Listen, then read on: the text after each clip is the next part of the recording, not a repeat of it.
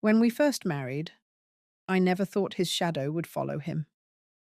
I thought the past was something you left at the altar, like an old bouquet, beautiful for a moment, then gone.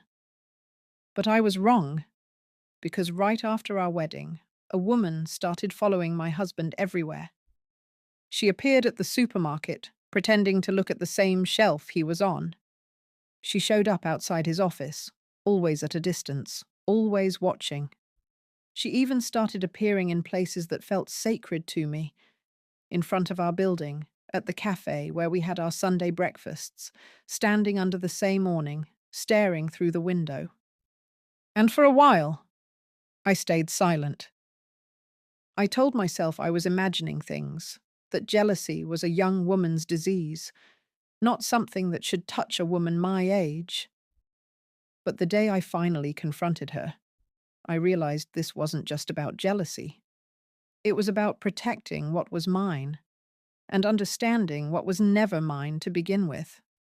Before we begin with today's story, I'd love for you to tell me in the comments where you're listening from. And, once we reach the end, what you think about this story and what you would have done in my place. My name is Elena, and I got married for the second time at 48. By then, I believed I understood life. I knew that love wasn't all fireworks and butterflies. It was grocery lists, tired feet, comfortable silences, and choosing to stay when it would be easier to leave. I had already lived through one marriage that had dissolved so slowly I barely noticed it was gone. Until one day, I looked around and realized I was living with a stranger who only shared my last name and the electricity bill. So when I met Andres, I wasn't a girl anymore. I was a woman who knew the price of disappointment, the weight of loneliness, and the fear of starting over too late. And yet, he made me feel like a girl again. We met at the bank, of all places. I had gone there to deal with a problem with my mortgage, and he was seated 2 chairs away, arguing quietly with a clerk about some fee on his account. I noticed his hands first, strong, with a small but visible tremor when he got upset. I noticed the lines that fanned from the corners of his eyes when he smiled at the clerk, apologizing for raising his voice.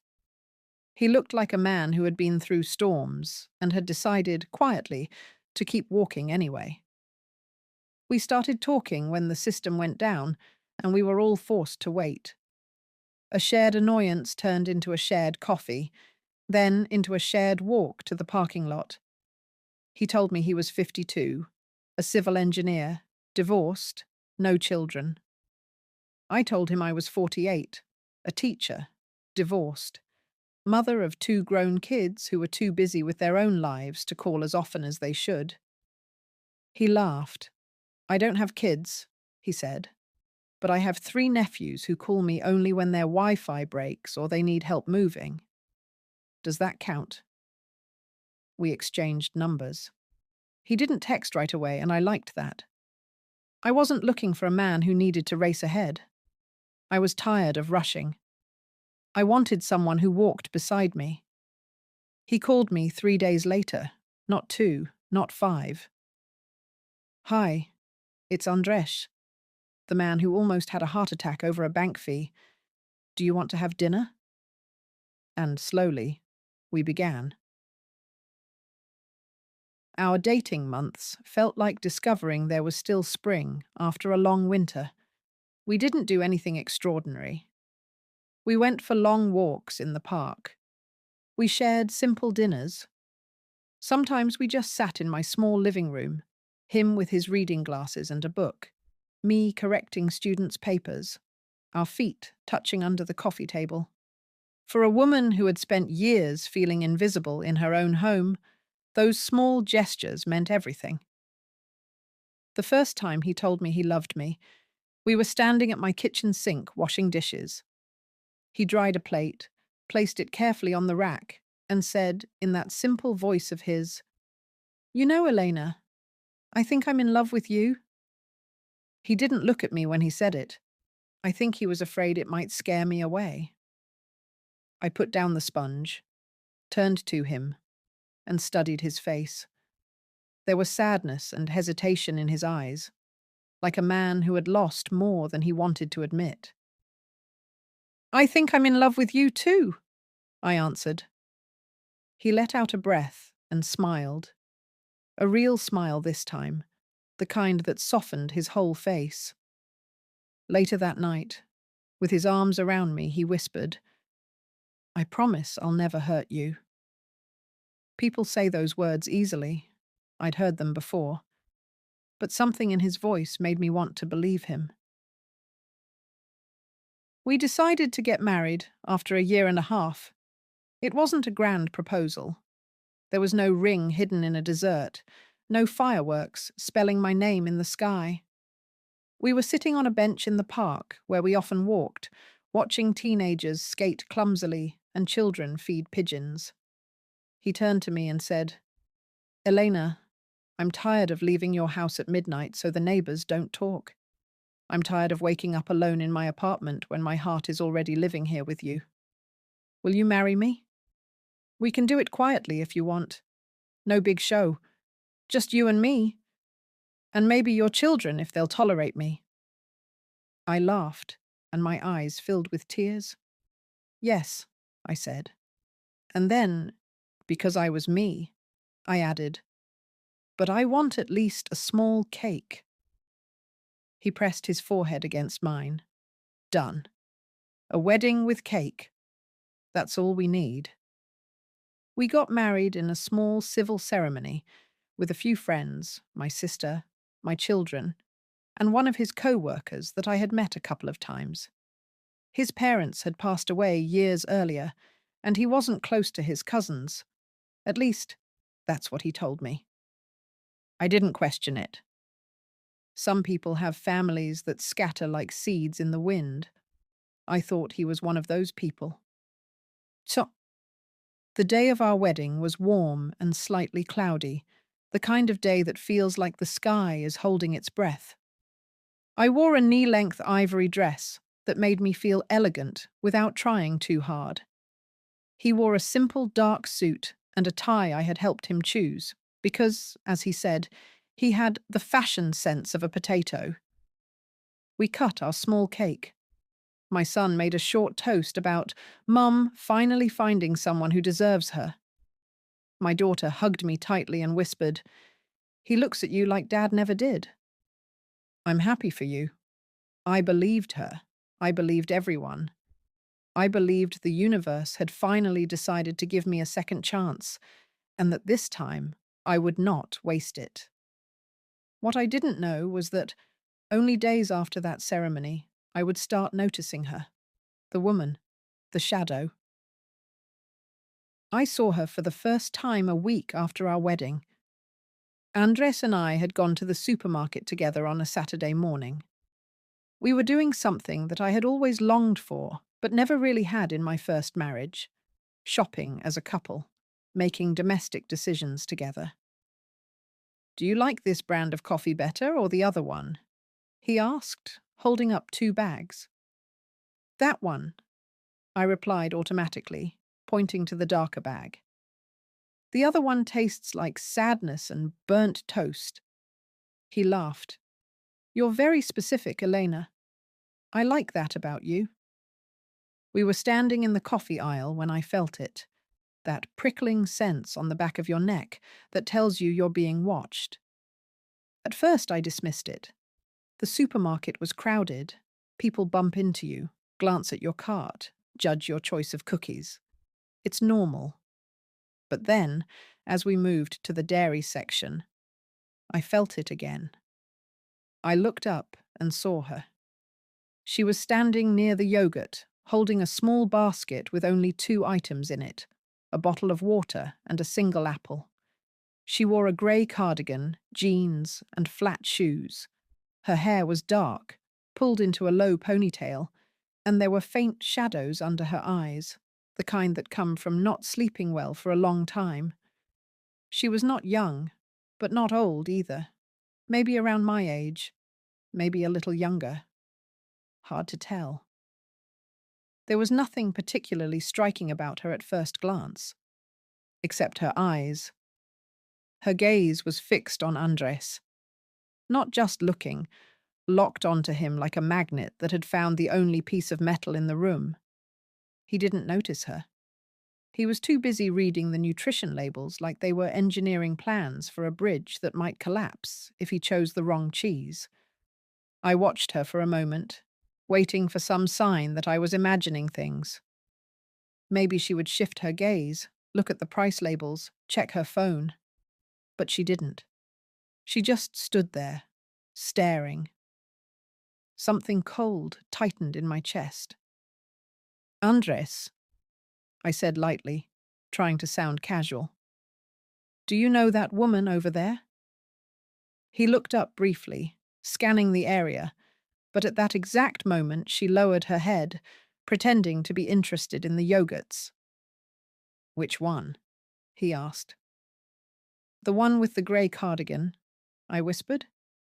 Near the yogurt. He looked again, but she had turned slightly, her face hidden behind a shelf. No, he said, shrugging.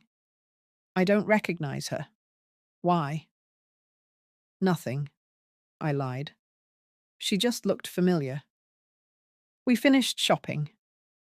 At the checkout line, I glanced over my shoulder, expecting to see her again, but she was nowhere in sight. By the time we got home, I had convinced myself I was being silly. Jealousy, I told myself, was something I had no intention of welcoming into this new marriage. I brushed away the unease like crumbs off the table. The second time I saw her, there was no way to tell myself it was a coincidence. It was a Wednesday evening, about 2 weeks later. Andres had left early in the morning for work, kissing my forehead softly while I was still half asleep. I'll be late, he whispered. We have a project deadline. Don't wait up for dinner, okay? I'll eat something with the team. I nodded, eyes closed, already drifting back towards sleep, trusting him the way a child trusts morning light to return after a long night. That afternoon, I decided to surprise him. I baked his favorite lemon cake and packed part of it in a container. I thought maybe I could bring it to his office, say hello to his co-workers, show them that Andres was a married man whose wife brought homemade cakes. I told myself it was just a loving gesture. If I'm honest, there was also a small part of me that liked the idea of being seen, of being acknowledged in his world. I took the bus across town, walked the last few blocks, and found his office building. A tall, glass-fronted structure that looked cold and impersonal. Exactly the kind of place I imagined he'd spend long evenings bent over drawings and spreadsheets. I was about to go inside when I saw her. She was standing across the street, half hidden behind a street lamp, looking directly at the building. The same grey cardigan, the same jeans, the same tired eyes. This time there was no doubt. She wasn't just a woman doing her shopping. She was watching. I froze, my heart pounding in my chest.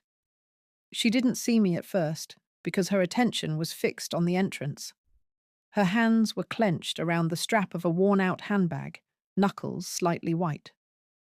Then the door of the building opened, and Andres stepped out with 2 colleagues, laughing at something one of them said.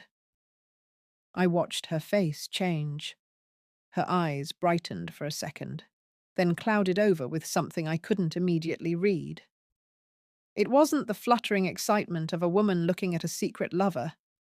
It was something denser, heavier, an emotion that had too much history behind it. I looked at Andres. He didn't glance in her direction. He walked down the steps, checked his phone, and began crossing the street. Toward my side, not hers. Without thinking, I stepped back, moving behind a tree.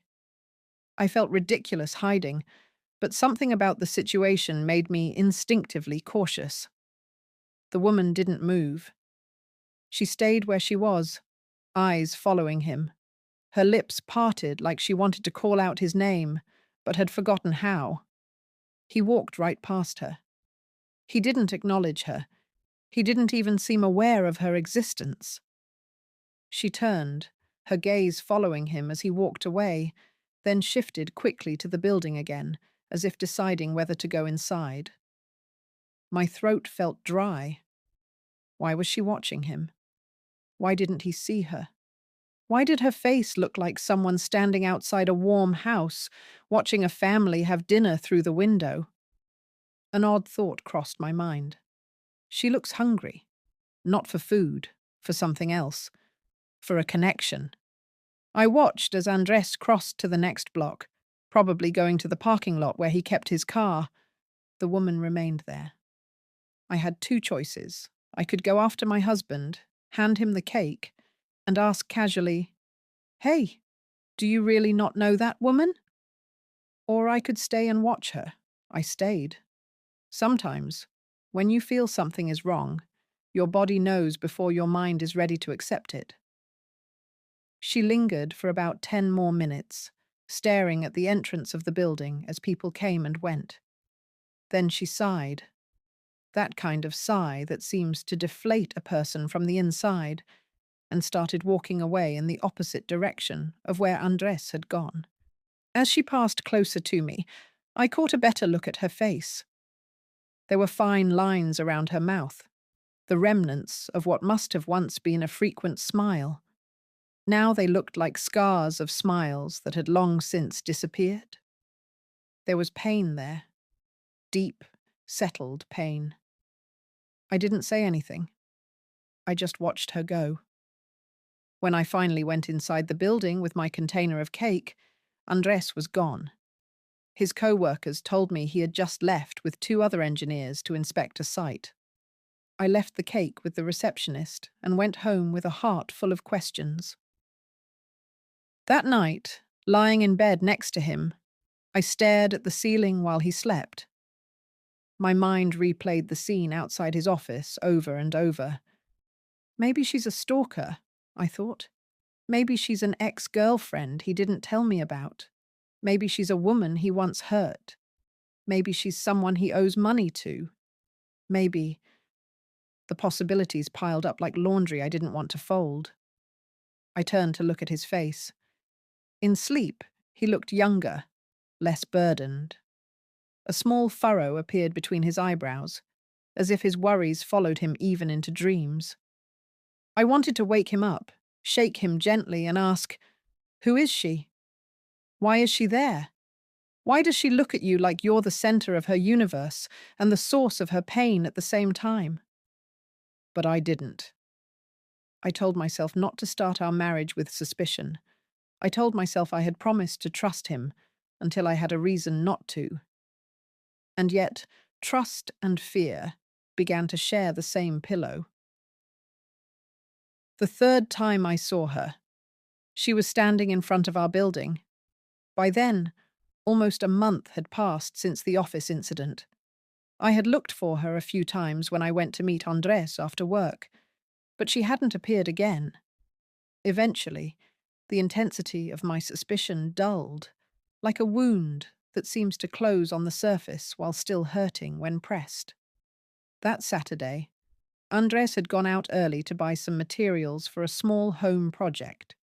He wanted to fix the shelves in our closet because the old ones sagged under the weight of my books. "I'll be back in a couple of hours," he said, kissing my cheek. "Do you want anything?" "Just you," I joked, gently pushing him toward the door.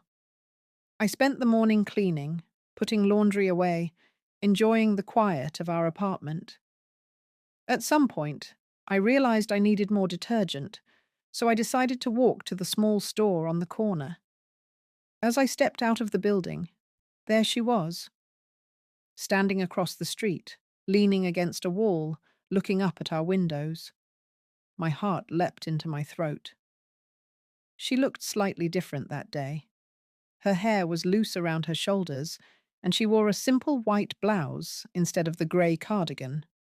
In her hands, she held a small paper bag, crumpled, as if she had been gripping it too tightly. She was staring at our balcony, the one where I grew my little plants and where Andres and I sometimes drank coffee on Sunday mornings. This time she noticed me. Our eyes met. For a moment, neither of us moved. The world narrowed down to that line between her gaze and mine. Then she straightened, as if caught doing something she shouldn't. She looked at me with a strange mixture of shame and desperation, like a child who has been discovered outside a door they're too afraid to knock on. I walked toward her, each step heavy with the weight of all my unanswered questions. She didn't run. She didn't look away. When I reached her, I stopped at a polite distance. "Can I help you with something?" I asked, keeping my voice calm. I didn't want to sound aggressive. Not yet. She swallowed, glanced at the building, then back at me. "I'm sorry," she murmured. I was just leaving." Her voice surprised me. It was soft, slightly hoarse, as if she didn't use it much. "Do you know someone who lives here?" I pressed gently. Her eyes flickered upward to the balcony again, then back to my face. And in that tiny movement, I understood. She knew. She knew he lived here.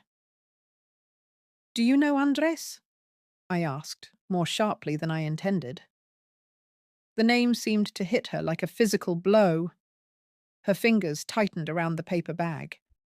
Her lips trembled. So that was it. She did know him. My stomach twisted. She looked at me more carefully now, her gaze sliding over my face, my clothes, my keys in hand. "Are you Elena?" she asked. My pulse raced. "How do you know my name?" A tear rolled down her cheek before she could stop it. "Because he told me," she whispered.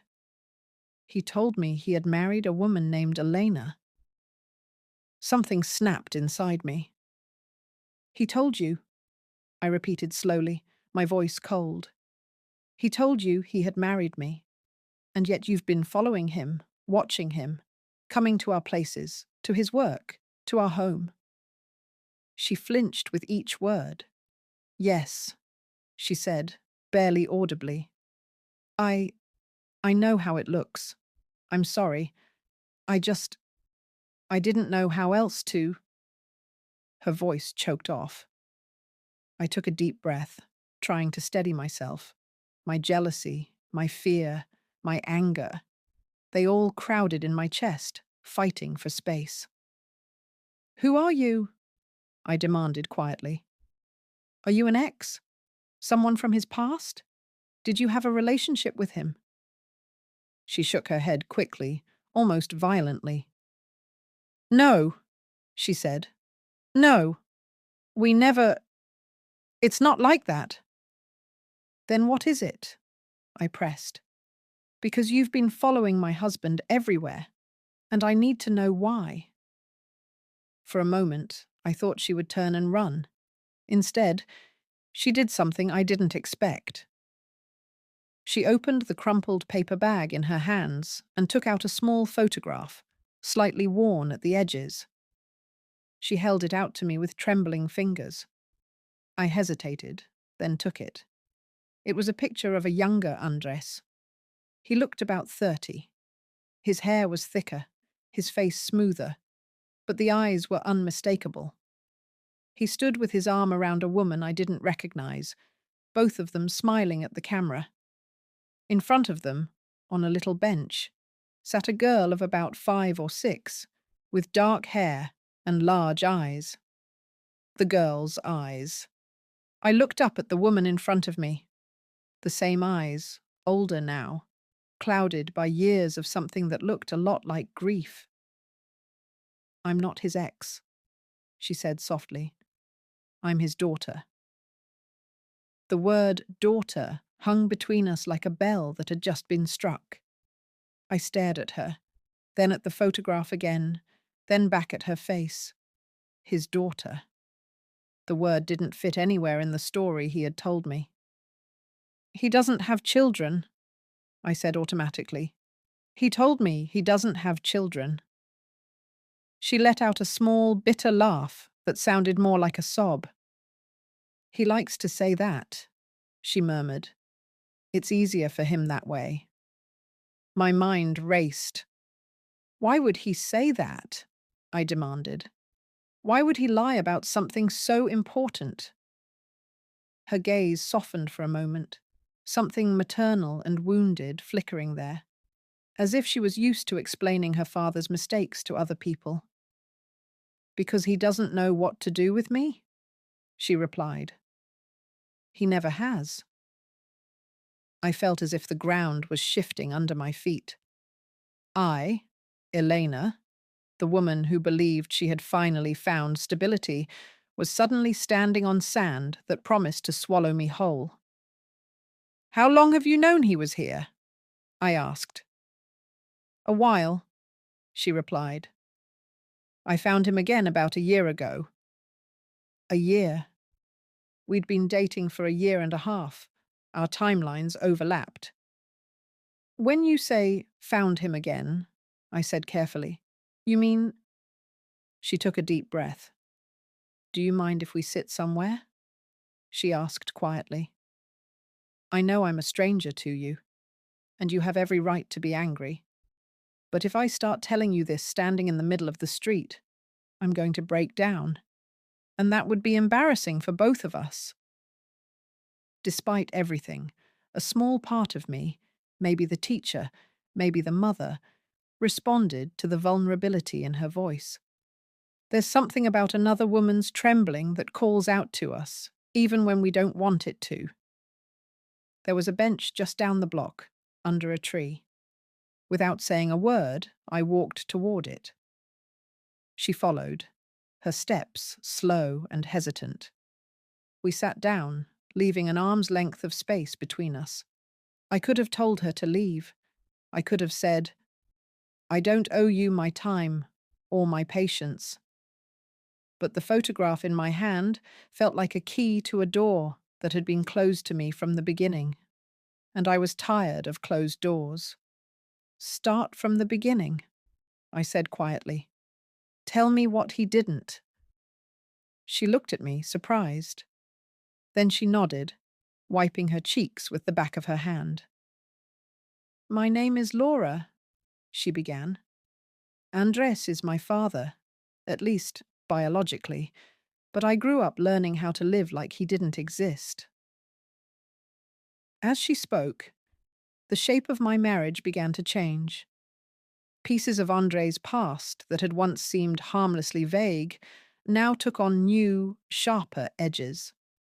I listened, gripping the photograph so tightly my fingers hurt. I was born when he was 23, Laura said. He was married to my mother then. They were young, poor, and in love. Or at least that's what my mother always told me when she wanted me to feel better about everything that came later. She smiled sadly. I don't remember the first years, of course, but I know they were hard. My father was just starting his career, and he worked long hours. My mother stayed home with me. She says that back then, he would come home tired, but still pick me up, throw me in the air, play with me on the living room floor. She paused. I like to think that version of him was real, that there was a time when I was more than a problem to be solved. Her voice thickened. She cleared her throat and continued. Things started changing when I was about 6. My mother says it was around the time he got promoted. More responsibilities, more pressure, more opportunities. He began coming home later, and when he did, he was quiet, distant. Like his body was there, but the rest of him was still in some unfinished blueprint at work. I could see it. I had seen that kind of distance before, with my first husband. One day, she said, he didn't come home at all. Then another day, then another. My mother would sit at the table with the phone in her hand, waiting. Sometimes he'd call, sometimes he wouldn't. When he did, they'd argue. I'd hear words like responsibility and sacrifice and I can't do this anymore. She looked up at the sky, blinking. Then one morning, he came to the house with a small suitcase. He sat me on his lap and said he loved me very much, that none of this was my fault, that adults sometimes stopped being able to live together, but that he would always be my father. I swallowed hard. He left, she continued. At first, he still visited, once a week, then once every 2 weeks, then once a month. Somewhere along the way, the visits turned into phone calls, and then the phone calls turned into nothing, her hands twisted together in her lap. My mother tried to sue for child support, Laura said quietly, but he found ways to delay, to avoid, changing jobs, changing addresses. By the time the lawyers were finally closing in, she was too tired to keep fighting. She chose to focus on surviving with me instead. I felt a heaviness in my chest. This version of Andres was not the man who held my hand at the supermarket, who carefully folded my laundry because I had arthritis in one thumb. But people are not just one version. They are all the versions they have been, stacked like layers, some hidden beneath others. I grew up with his absence sitting at the table like an extra chair, Laura said. Every birthday, I wished he would show up. Every time I got sick, I wondered if he thought of me. When I graduated from high school, I looked for him in the crowd, even though I knew he wouldn't be there. She laughed softly, without humor.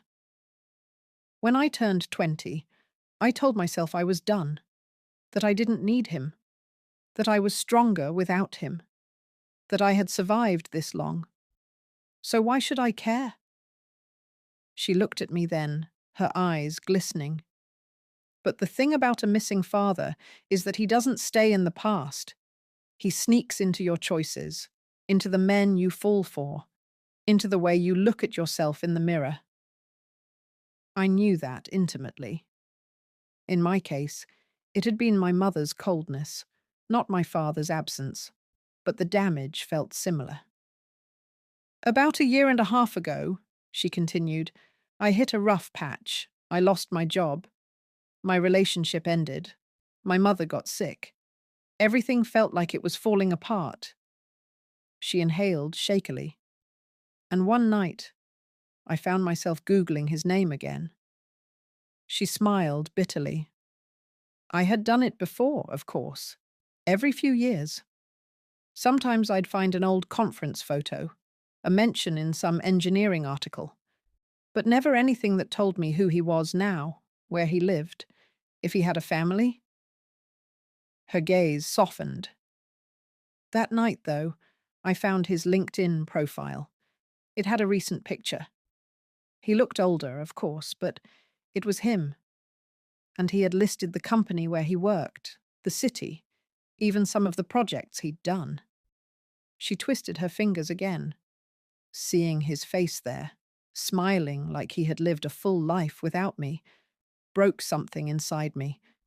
But it also lit something, a stubborn, desperate hope. I thought, maybe now that we're both adults, now that I'm not a child, reminding him of his responsibilities, maybe we could, I don't know, start again, at least talk. A lump formed in my throat. So I went to his office, she said. Just like you did today, with your cake. Except I didn't bring anything except my heart in my hands. She smiled sadly at me, and I realized with a jolt that she had obviously guessed what I had done as well. I waited outside, she said. When he came out, I stopped him on the sidewalk and said, Hi, I'm Laura, your daughter. Silence stretched between us. How did he react? I asked, almost afraid to hear the answer. She exhaled. He turned pale, she said softly. like he'd seen a ghost. For a moment, I thought he might faint. Then he pulled me aside, away from his co-workers, and asked what I wanted. Her voice trembled as she mimicked his words. "What do you want from me, Laura?" she repeated. Just like that. Not, "How are you?" Not, "Is your mother okay?" Not, "I'm sorry." Just, "What do you want?" I closed my eyes briefly. I could practically hear his voice saying those words, that defensive tone he sometimes had when confronted with something painful. I told him I didn't want money, she went on. I just wanted a conversation, to know him, to have a coffee, to ask him why he left, if he ever thought about me, if he regretted it. She swallowed. He said the past was complicated, that he had made mistakes, that he was not proud of everything, that he was trying to live a peaceful life now, and that reopening old wounds wouldn't help anyone. My jaw clenched. He told me he had just started seeing someone, she added. A woman named Eleanor. He said he didn't want to mess things up, that his life was finally in order. She looked at me with a mixture of apology and resignation. I didn't know what to do with that, she said. I had dreamed about finding him for so long, but in my dreams, even the worst versions of him at least, cared. The man I met that day looked at me like I was a problem that had returned after he thought he'd solved it. I could picture it all too clearly. So I told him I wouldn't cause trouble, Laura said. I gave him my phone number. I asked him to call me when he felt ready. Just once. For one coffee. One conversation. She shrugged. He never called. For a while, all I could hear was the rustle of leaves in the tree above us and the distant hum of traffic. I tried to move on, Laura said quietly. I told myself again that I didn't need him, that I had survived this long, that I was foolish for trying. Her hands loosened slightly. But then I saw a photo. My heart tightened. A mutual acquaintance put a picture on social media, she explained.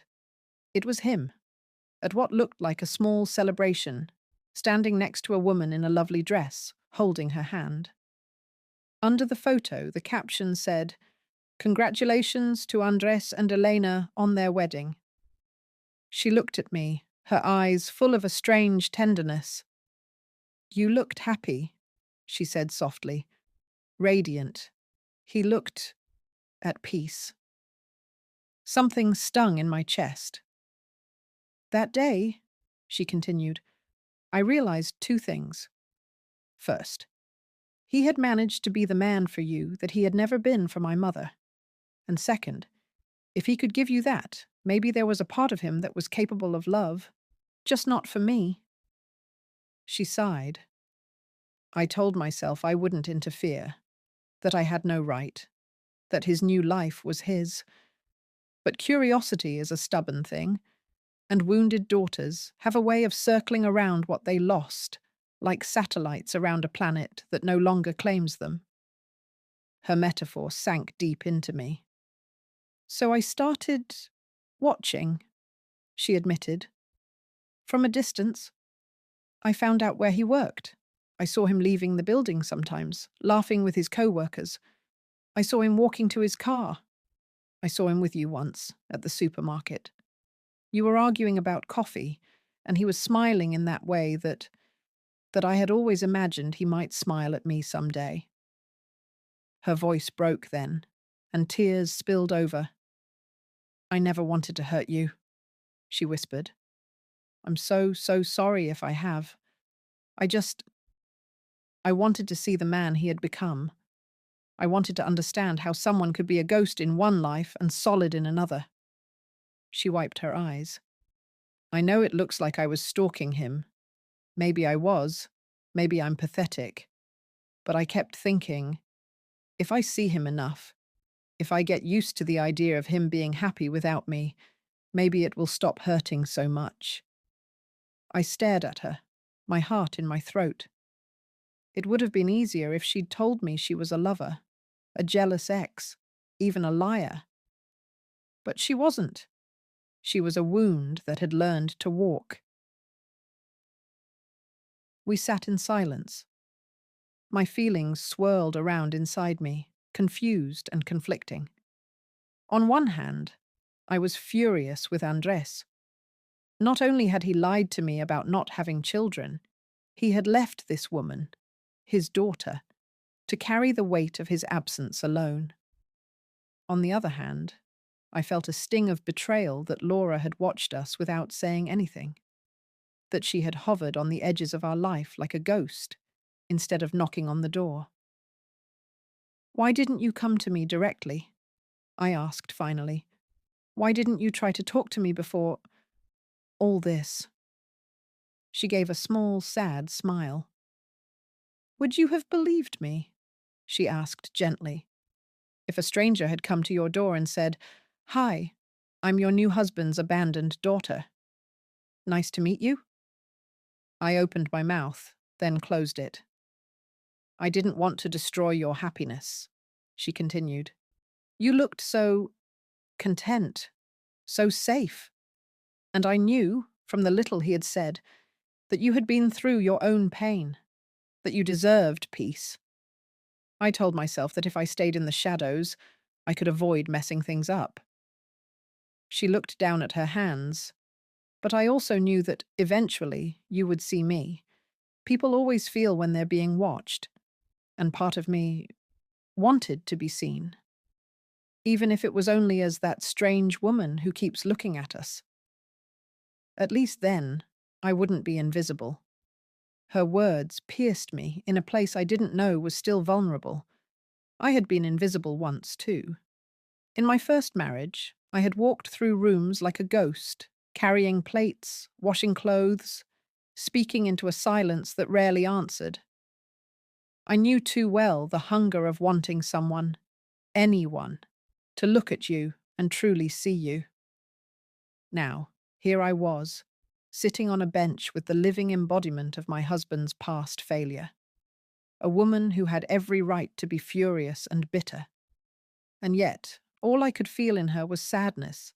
Not manipulation, not malice, just a tired, aching sadness. "I have to protect my marriage," I said slowly, more to myself than to her. "I have to protect what is mine." Laura nodded, swallowing. "I understand," she whispered. "And I never wanted to take anything from you. I know he loves you. I could see it, even from across the supermarket aisle. I'm not here to steal him away." Her eyes filled again. "The truth is," she added, her voice barely audible, "I don't even know if I want him anymore. Not as a father, at least. I want closure, a conversation, an explanation that might never satisfy me, but that at least acknowledges I was real, that I existed, that I wasn't just some mistake he filed under regrets and never spoke of again." Something in me softened then, like ice cracking under the first warmth of spring. She wasn't asking me to give up my husband. She was asking for a chance to step out of the shadows he had pushed her into. And yet, another thought nagged at me. "Andres lied to me," I said. "He told me he had no children. He omitted an entire life that included you. How can I trust a man who can erase a daughter?" Laura looked at me, her expression unexpectedly gentle. "I can't answer that for you," she said softly. "I only know this. People sometimes lie about the parts of themselves they're most ashamed of. Not because those parts don't matter, but because they matter too much.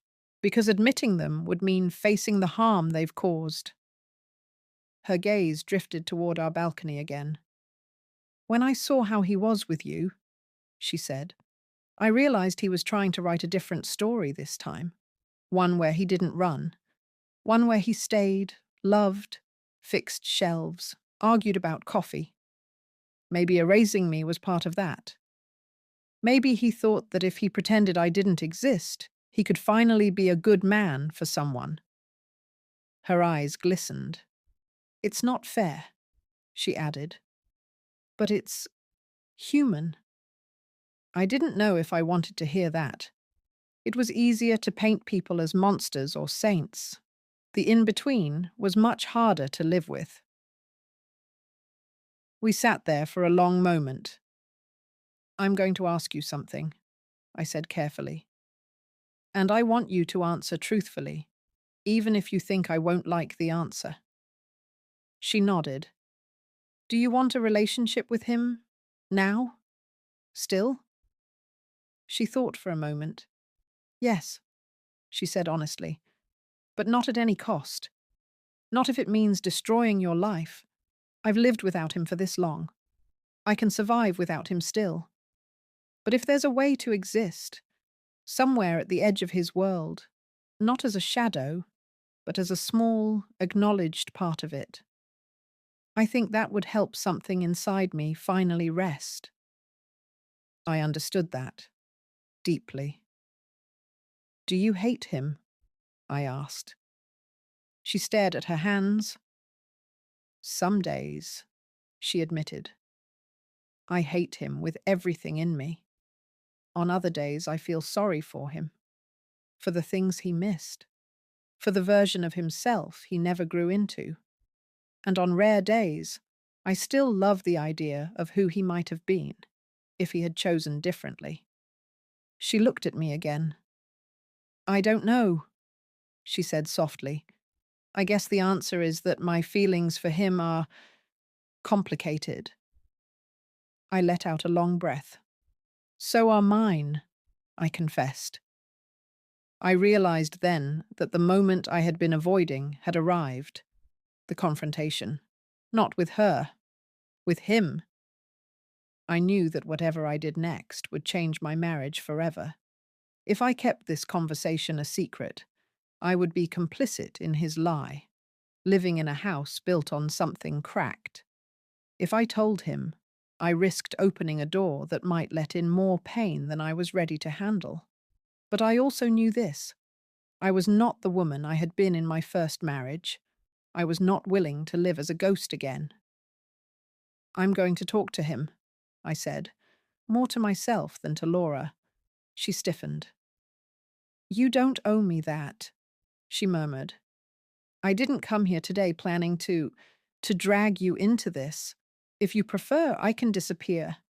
For real this time. You'll never see me again. Just say the word.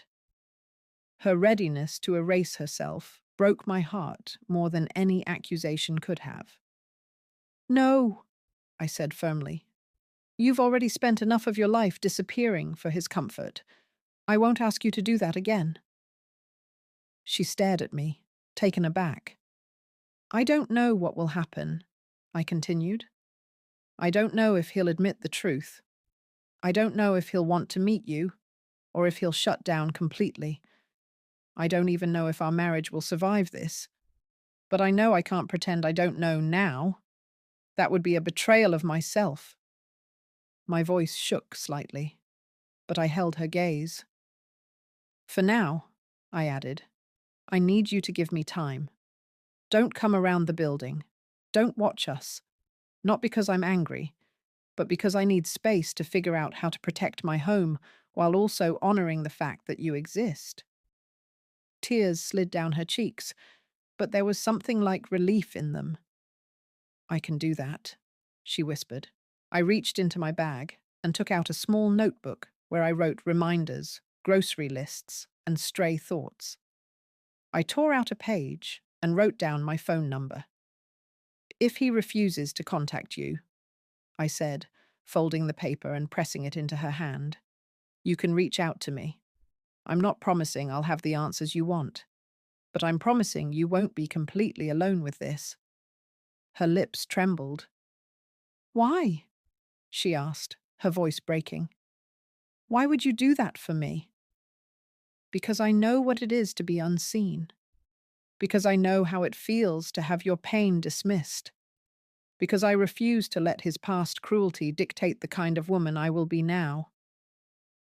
Because you didn't choose the way he failed you, I said softly, and you shouldn't be punished for the rest of your life for his fear. She covered her mouth with her hand, sobbing quietly. I resisted the impulse to hug her. It felt too early, too much. But a small bridge had formed between us, fragile and trembling, and I knew I wanted to cross it carefully, not stomp across it in a rush of emotion. "We'll see what happens," I said gently, "one step at a time." She nodded, still crying. We stood. As we parted, she whispered, "Thank you, Eleanor. No one has ever stood with me in this before." "You're welcome," I replied. "Now go, and let me do what I need to do." She walked away down the street, her shoulders slightly straighter than when I had first seen her. The shadows around her seemed a little less dense. I turned back toward my building, the keys suddenly heavy in my hand. I had to protect what was mine. And what was mine, I realized, was not just my husband. It was my integrity, my peace, my right to a marriage without ghosts hiding in the walls. When Andres came home that afternoon, arms full of wooden planks and screws, he found me sitting at the kitchen table with the photograph between my fingers. "Hi, love," he called out cheerfully, kicking the door closed behind him. "You will not believe how overpriced these materials are. I think the hardware store is running a secret robbery operation." He stopped when he saw my face. "Eleanor?" he asked cautiously. "What's wrong?" I didn't answer right away. Instead, I slid the photograph across the table toward him. He froze. His eyes dropped to the picture, and all the color drained from his face. For a second, I saw him become younger again, like the man in the photo, before time crashed back over him, and he was 52 again, carrying decades of avoidance on his shoulders. "Andres," I said quietly, "we need to talk." He swallowed, his Adam's apple bobbing. "Where did you get this?"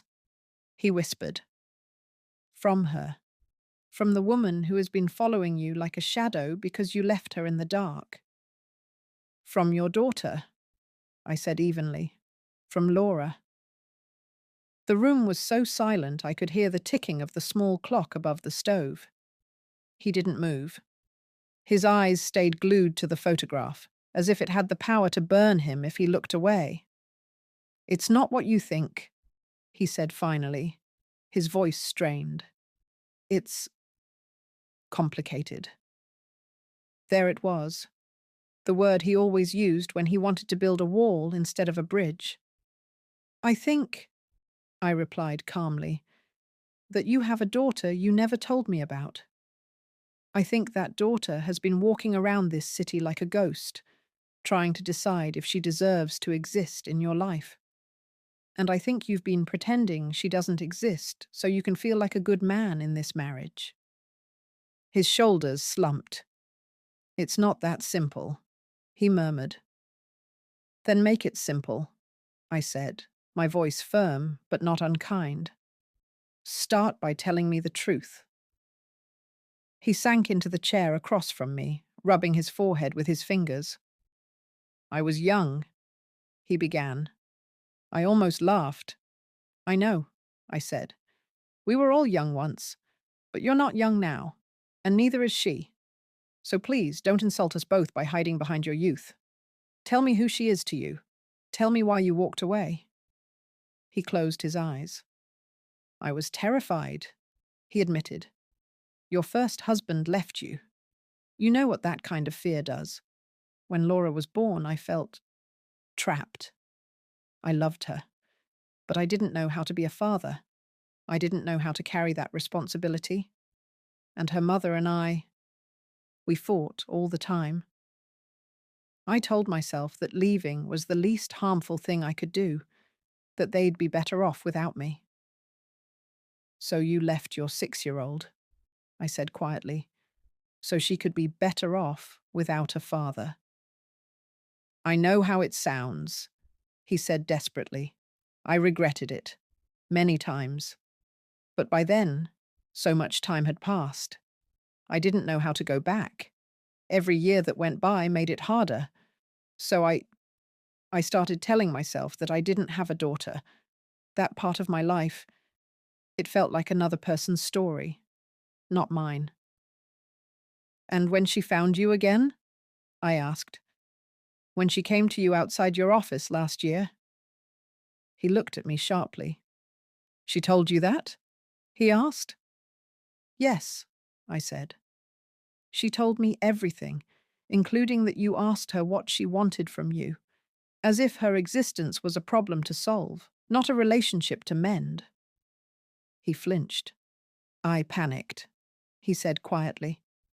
I had just started seeing you. For the first time in decades, I felt like I was becoming the man I had always wanted to be. Present. Responsible. I was afraid that if you found out about her, you would see me as I used to be, and you would leave. I stared at him. So you thought the best solution, I said slowly, was to abandon her again? He bowed his head. I'm ashamed, he whispered. Every day. I tell myself I'll call her. Every week. And every time I freeze. I see her little face, the way she looked when I told her I was leaving. I see her mother's eyes. I see all my failures lined up. And I run again. Only this time it's inside my own mind. I listened, my heart heavy. And what about me? I asked softly. What about my right to know who I married? To decide whether I wanted to build a life with a man who can erase a child? He looked up at me, tears in his eyes. I love you, he said. I wanted a clean start. I told myself that my past didn't matter if I was better with you, that what mattered was who I am now, with you. I shook my head. You can't build a clean future on a dirty foundation, I said gently. The parts you hide don't disappear. They leak into everything. Even if I didn't know why, I have felt something between us these past months. A shadow you didn't explain. Now I know what it was. He nodded miserably. I'm sorry, he said. I am so sorry. I believe you're sorry, I replied. But sorrow alone doesn't fix what you've broken. Not with her. Not with me. I took a deep breath. You have a choice to make, Andres, I said. Not between me and her. If you try to make it that, you will lose us both. Your choice is between continuing to run or finally turning around and facing what you left behind. His lips parted. What do you want me to do? He whispered. I thought of Laura, standing outside his office. I thought of the way she had said, I just want him to acknowledge I was real. I want you to meet her, I said. Face to face. Not as a problem. As your daughter. He paled. I don't know if I can, he murmured. Then I don't know if I can stay, I answered quietly. The words surprised even me. But as soon as they were out, I knew they were true. I had promised myself, after my first marriage ended, that I would never again live with a man who chose cowardice over honesty. Not because I expected perfection, but because I expected growth. He stared at me like a man standing at the edge of a cliff. Elena, he whispered, please, don't make me choose like that. I held his gaze, my own eyes full of tears. I'm not making you choose between us, I said softly. I'm asking you to choose between living as half a man or a whole one. Half a man runs from his past. A whole man faces it, even when it terrifies him. He pressed his hands to his face. "What if she hates me?" he asked, voice muffled. "She has every right to," I replied, "and you have the responsibility to hear it." He dropped his hands, looking at me with a mix of fear, shame, and a tiny spark of something else. Maybe courage. "And if I try," he asked, "if I meet her, if I apologize, if I start to repair what I can, will you stay?" I hesitated. "I can't promise how I'll feel tomorrow, or in a month," I said honestly. "But I can promise this. I will fight for us if I see you fighting to be better. Not perfect, better. If you step toward the truth instead of away from it, I will step with you." Tears spilled over his cheeks. "I'll try," he whispered. "I don't know if I'll do it right. I've done so much wrong already, but I'll try." I nodded slowly. "Then we start there," I said. It took 3 days for him to gather the courage to call her. Those 3 days were some of the longest of my life. We lived in a strange limbo. We still shared a bed. We still made coffee in the morning. But there was a new honesty in the way we moved around each other. No more pretending everything was fine when it wasn't. Sometimes he would catch me looking at him with that question in my eyes. "Are you the man I thought you were?" And he would look away, unable to answer. On the third day, after dinner, he took his phone and went to the balcony. I watched him through the glass door as he scrolled through his contacts, his hands shaking. He put the phone to his ear. For a moment, nothing happened. Then his shoulders stiffened. "Hello, Laura," he said. The sound of her name in his mouth felt like a door opening. He talked quietly for several minutes. Sometimes his shoulders slumped. Sometimes they straightened. Once, he covered his eyes with his free hand. I couldn't hear the words, but I could feel the weight of them. Finally, he hung up and came back inside. "Well?" I asked gently. "She agreed to meet me," he said, his voice hoarse. "Tomorrow, at a cafe near her work." Relief and fear washed over me in equal measure. "Good," I said softly. "That's good." He nodded. We went to bed, but neither of us slept much. The next afternoon he left early. I didn't go with him. This was not my moment. It was theirs. While he was gone, I cleaned the kitchen, then stopped halfway through washing a plate and leaned on the counter, overcome with emotion. What if he ran again? What if he hurt her more? What if he came back angry, blaming me for forcing him into this? What if? I forced myself to breathe slowly. Either way, I had done what I believed was right. I had confronted the shadow instead of closing the curtains. 2 hours later, I heard his key in the door. I turned around as he entered. He looked drained. His eyes were red, his shoulders slumped, his face older. "How did it go?" I asked quietly. He leaned against the door, closing it behind him. "She cried," he said simply. "I cried. I apologized. She yelled. I listened. We talked for nearly 2 hours." I stepped closer. "And?" I asked. He took a shaky breath. "She said she doesn't know if she can forgive me," he said. "Not yet. Maybe not ever.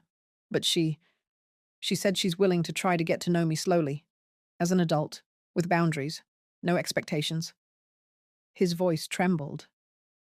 "She also told me," he added, tears gathering again, "that if I ever disappear on her again, that will be the end. No second chances. And I told her she was right, that she deserves at least that much." I nodded. "That sounds fair," I said softly. He looked at me with a mixture of hope and remorse. She asked about you, he said.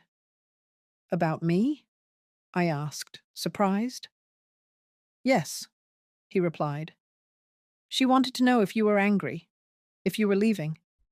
I told her I didn't know yet, that I was trying to be the kind of man you might stay with. Something loosened in my chest. And how do you feel? I asked gently.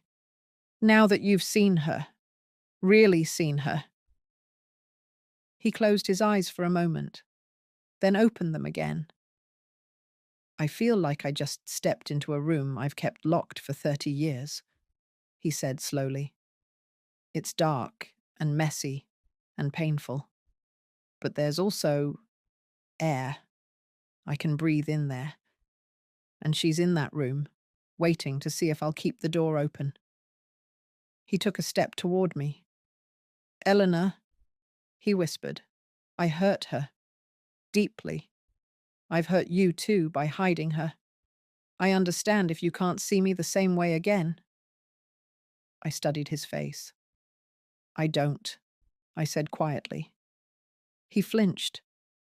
But, I continued, I see you more fully. Before, I saw only the man who was good to me. Now I see the man who ran from his responsibilities and is finally turning around. I don't know yet what that means for us. But I know this. The man who called his daughter today is closer to the partner I want than the man who pretended she didn't exist. His eyes widened slightly. So you're not leaving? He asked. Not today, I said softly. Not as long as you keep the door to that room open. Not as long as you keep choosing to walk toward the truth instead of away from it. He let out a choked sob and pulled me into his arms, holding me like a lifeline. I let myself be held, feeling both his warmth and his fragility. Protecting what was mine, I realized, didn't mean clinging to a perfect illusion of a man. It meant guarding the space where honesty and growth could live between us. It meant refusing to let his fear rule our home. It meant making room, however slowly, for the people his past had left behind. So, months passed. Laura didn't magically forgive him. Their relationship was cautious. They met for coffee once every few weeks. Sometimes she cancelled at the last minute. Sometimes he came home, eyes bright, telling me she had shared a story from her childhood he had never heard before. He learned her favourite books, her allergies, the way she took her coffee, the kind of music she liked to play when she was sad. Little by little, the father and daughter they might have been began to appear in the cracks of the father and stranger they had been. One day, several months later, I received a message. It was from Laura. Hi, Elena. I know you said I could message you if I needed to. I just wanted to say thank you. If you hadn't pushed him, he would have let me disappear again. I'm not sure yet what he'll be in my life. But now, at least, I'm not a ghost anymore. I sat with that message for a long time. Finally, I replied, I didn't push him. I reminded him of who he could be. You reminded him too, just by standing where he could see you. I'm glad you're not in the shadows anymore. You deserve sunlight. A few weeks later, we all ended up at the same cafe by design, not by accident. It was awkward at first. We sat around a small round table, Andres, me, and Laura. 3 adults bound together by messy history and tentative hope. He made a clumsy joke about the coffee being too strong. She rolled her eyes in the same way he did when someone exaggerated. I noticed the resemblance in that tiny, ordinary moment. I realized then that protecting what was mine no longer meant guarding my husband like a territory. It meant protecting my values, my peace, my home as a place where truth could live, even when it hurt. It meant standing firm in the face of his fear and saying, You will not drag me into your denial. If you want me beside you, we walk into the light together. And it meant something else, too. It meant making space at our table for a woman who had spent years outside, watching through the glass. Not as a rival, not as a threat, but as a daughter who had finally found the courage to claim her place in her father's life. If you're listening to this and you've ever felt a shadow from your partner's past creeping into your present, I want to tell you something from my heart to yours. You have the right to protect what is yours: your peace, your dignity, your honesty. Protect it fiercely. But remember that sometimes what threatens you is not another woman trying to take your place. Sometimes it's an old wound knocking at the door, asking to be acknowledged. You don't have to accept betrayal. You don't have to excuse abandonment. But you are allowed to insist on truth, even when the truth is uncomfortable. And sometimes, insisting on truth is the most powerful way to protect your home. I stayed with Andres not because he was perfect, but because he chose, finally, to stop running. Because he let the mirror show him the man he had been and the man he still could become. We are still working through it. Some scars remain. But our marriage now rests on something solid: the willingness to face the shadows together. And every time I see Laura walk toward our table with a small, cautious smile on her face, I feel something quiet and strong inside me. I didn't lose what was mine. I simply expanded the circle of what ours could mean. Thank you for staying with me until the end of this story. Now, I'd love to hear from you in the comments. From where in the world are you listening? And what would you have done in my place? If this story spoke to your heart, don't forget to like this video, subscribe, and share it with another woman who might need to hear it today. Your support helps these stories reach more souls who feel alone with their pain. And remember, if you want me to read your own real-life-based story, send me a message, and I will gladly help you out with it.